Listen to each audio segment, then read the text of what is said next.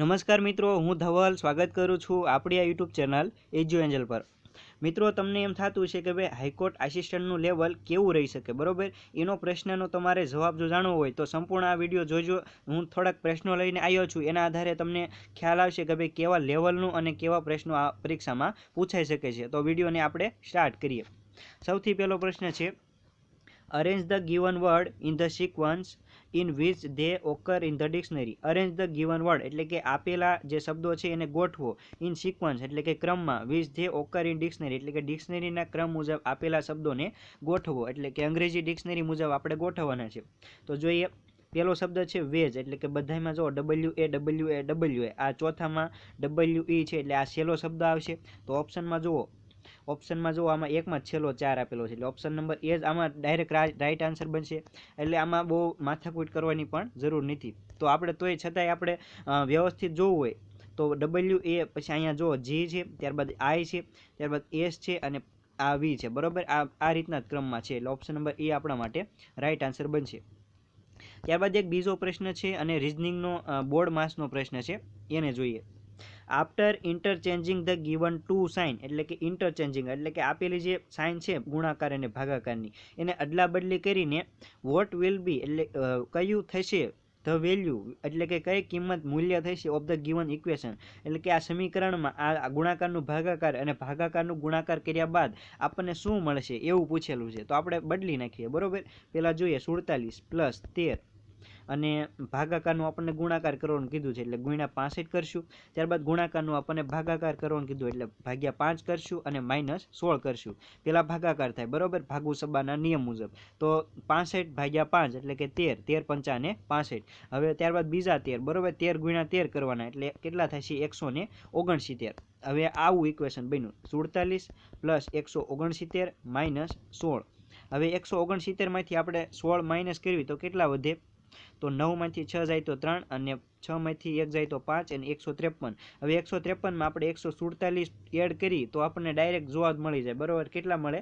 200 જવાબ આવશે એટલે ઓપ્શન નંબર બી આપણા માટે રાઈટ આન્સર બનશે। ત્યારબાદનો આગળનો પ્રશ્ન છે રિઝનિંગનો છે અને બ્લડ રિલેશનનો પ્રશ્ન છે, એને પણ આપણે જોઈ લઈએ।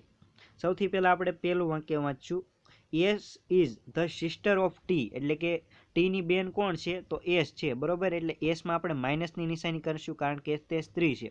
ત્યારબાદ છે R is the brother of C એટલે કે એસનો જે ભાઈ છે એ આર છે એટલે અહીંયા પ્લસ કરશું। ત્યારબાદ છે આની જે આપણને જાતિ ટીની જાતિ નથી ખબર પડી, સ્ત્રી છે કે પુરુષ છે, બરોબર? હવે આગળનું વાક્ય વાંચીએ, you is the wife of W એટલે કે યુની આપણને જે પાકી માહિતી નથી એટલે આપણે એ વાક્યને છેલ્લે રાખશું। ત્યારબાદ છે T is the father of you એટલે કે ફાધર છે ટી, બરોબર? એ કોનો છે? યુનો એટલે કે યુ છે, બરોબર? એ ફાધર છે। હવે આપણે આ વાક્ય જે છેલ્લે રાખ્યું તો એને હવે વાંચીએ, યુની આપણને હવે ખબર પડી ગઈ। યુ ઇઝ વાઇફ એટલે કે માઇનસ થશે, કોની વાઇફ છે? તો ડબલ્યુની છે એટલે કે ડબલ્યુ પ્લસ થશે। તો હવે આપણને પ્રશ્ન પૂછેલો છે how is the T related to W એટલે કે ડબલ્યુનો ટી સાથે શું સંબંધ થશે? તો તમે જોઈ શકો છો ડબલ્યુ એ યુની પત્ની છે તો પત્નીના પપ્પા આપણે શું થાય? તો પત્નીના પપ્પા આપણે સસરા થાય એટલે ફાધર ઇન લો જવાબ આવે એટલે ઓપ્શન નંબર એ આપણા માટે રાઈટ આન્સર બનશે। ત્યારબાદ આગળનો પ્રશ્ન જોઈએ, out of the given word, બરોબર?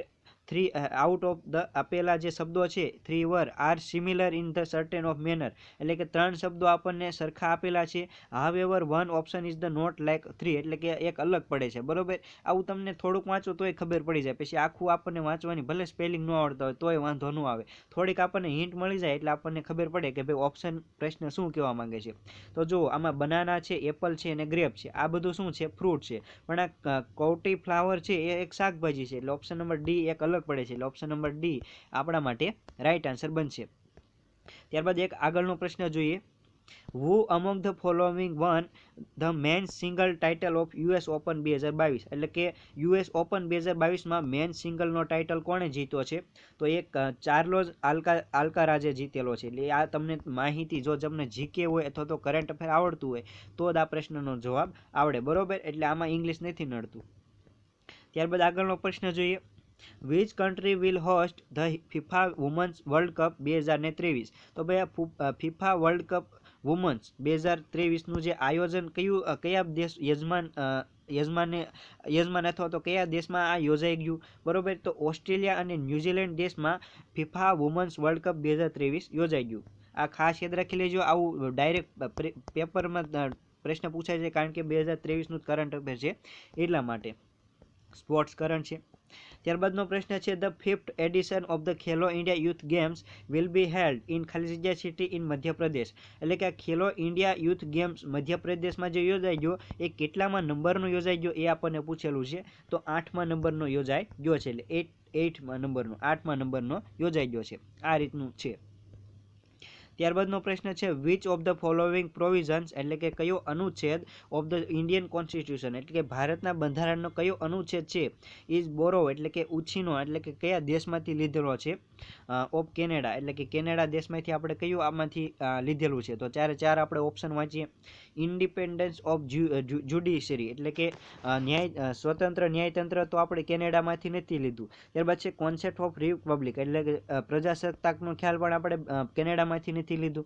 ત્યારબાદ છે advisory judiciary of supreme court, બરોબર? આ આપણે લીધેલું છે. એટલે ઓપ્શન નંબર સી આપણા માટે રાઈટ આન્સર બનશે. એડવાઇઝરી જ્યુડિશક્શન એટલે શું થાય? તો કોર્ટનો જે સલાહ આપવાનો અધિકાર ક્ષેત્ર છે હાઈકોર્ટનો, બરોબર, સુપ્રીમ કોર્ટનો, એ આપણે કેનેડામાંથી લીધું છે. એટલે ઓપ્શન નંબર સી આપણા માટે રાઈટ આન્સર બનશે. ત્યારબાદ ડી ઓપ્શન જોઈએ, concept of concurrent list. Concurrent list એટલે સમવર્તી યાદી, બરોબર? એ સમવર્તી યાદી તો આપણે કેનેડામાંથી નથી લીધી. એટલે ઓપ્શન નંબર ડી પણ નહીં આવે. ત્યારબાદ આગળનો પ્રશ્ન જોઈએ, ભારતના ભૂગોળનો પ્રશ્ન કહી શકાય કે ભાઈ ટ્રોપિક ઓફ કેન્સર, એટલે કે કર્કવૃત છે 23.30, બરોબર? એને આપણે 23.5 પણ કહી શકતા હોય. ઓફ પાસીસ, એટલે કે પસાર થાય છે through the state of India, એટલે કે ભારતના જે રાજ્યો છે એમાંથી આ 4 ઓપ્શન છે, એમાંથી કયા રાજ્યમાંથી કર્કવૃત પસાર થાય છે? તો પંજાબમાંથી તો નથી થતું, મહારાષ્ટ્રમાં પણ નથી થતું, અને કેરળમાં પણ નથી થતું, છત્તીસગઢમાંથી થાય છે, બરોબર? તમને આવી ટ્રીક પણ યાદ હશે, ગરમ સજા પત્રીમી, બરોબર? એટલે તમને ખબર પડી જાય આ પ્રશ્નનો જવાબ શું આવશે. ત્યારબાદનો પ્રશ્ન છે, which among the following cities won India's cleanest city award for 6th time in the row of 2022, એટલે કે ભારતનું કયું શહેર છે કે જેણે જીત્યો છે ઓફ ધ ઇન્ડિયન ક્લીનેસ્ટ, એટલે કે ભારતનું સૌથી સ્વચ્છ શહેર, અને સતત 6ઠ્ઠી વખત આ સ્વચ્છ શહેરનો એવોર્ડ જીતેલો છે 2022માં. તો એ કયું સિટી છે? તો ઇન્દોર, મધ્યપ્રદેશનું જે ઇન્દોર સિટી છે એને સતત 6ઠ્ઠી વખત સૌથી સ્વચ્છ શહેરનો એવોર્ડ જીત્યો છે, બરોબર? આ ખાસ યાદ રાખી લેજો. આ પણ પ્રશ્ન પૂછાઈ શકે પરીક્ષામાં. ત્યારબાદનો પ્રશ્ન છે, which article of the Indian constitution mention, એટલે કે મેન્શન એટલે કે દર્શાવે છે, આર્ટિકલ એટલે અનુચ્છેદ, ભારતના બંધારણનો કયો અનુચ્છેદ દર્શાવે છે that the duty of the union government, એટલે કે ભારતના જે કેન્દ્ર સરકારની ડ્યુટી એટલે કે જવાબદારી દર્શાવે છે to protect states again external અગ્રેશન, એટલે કે બાહ્ય આક્રમણો, જે રાજ્યો ઉપર જે બાહ્ય આક્રમણો છે એના ઉપર રક્ષણ કરવાનો જે કેન્દ્ર સરકારનું જે જવાબદારી છે એ દર્શાવે છે. અને ઇન્ટર ડિસ્ટર્બન્સ, એટલે કે આંતર જે રાજ્ય વચ્ચે જે આંતર વિવાદ થયો હોય એની જવાબદારી કેન્દ્ર સરકારની દર્શાવે છે. એવો કયો અનુચ્છેદ છે? તો અનુચ્છેદ નંબર 365 છે. કેટલામો નંબરનો અનુચ્છેદ છે? અનુચ્છેદ નંબર 355. 65 ને 55 કેટલો આવશે? 55. તો મિત્રો આ હતા આજના વિડીયોના પ્રશ્નો. જો તમને વિડીયો ઉપયોગી લાગ્યો હોય તો જે હાઈકોર્ટ આસિસ્ટન્ટની તૈયારી કરે છે એ મિત્રોને શેર કરી શકો છો. તમને ખબર પડી છે આ વિડીયોમાં કે ભાઈ કેવા લેવલના પ્રશ્નો આવી શકે છે. થોડું ઘણું તમને ટ્રાન્સલેશન કરતા આવડતું હોય, થોડા ઘણા તમને વોકેબ તમારું હોય બધા વિષયમાં, દાખલા તરીકે બંધારણ હોય તો એમાં તમારે અમુક શબ્દો શીખવા પડે, ભૂગોળમાં અમુક શબ્દો શીખવા પડે, ઇતિહાસમાં દાખલા તરીકે રિજિયન હોય, બરોબર? તો તમને ખબર પડી જોઈએ કે ભાઈ આ રિજિયન એટલે શું થાય? પ્રદેશ થાય. અને તમને એમ કર્કવૃત હોય તો એના તમને ખબર પડી જોઈએ કે ભાઈ આ કેન્સર કહેવાય, કેન્સર કહેવાય, બરોબર? અને ઇંગ્લિશમાં તો તમને આવડતું જ હોય છે, ગુજરાતી વ્યાકરણમાં પણ આવડતું હોય છે. એટલે આવું થોડું ઘણું તમને કરી દઈશું એટલે તમારે 55 થી 60 માર્કે આપણે પૂગવાનું હોય છે. આટલા માર્ક આપણે લઈ દઈએ એટલે આપણે જે સિલેક્શન છે એ થઈ જાય અને આપણને મેન્સ આપવા મળે.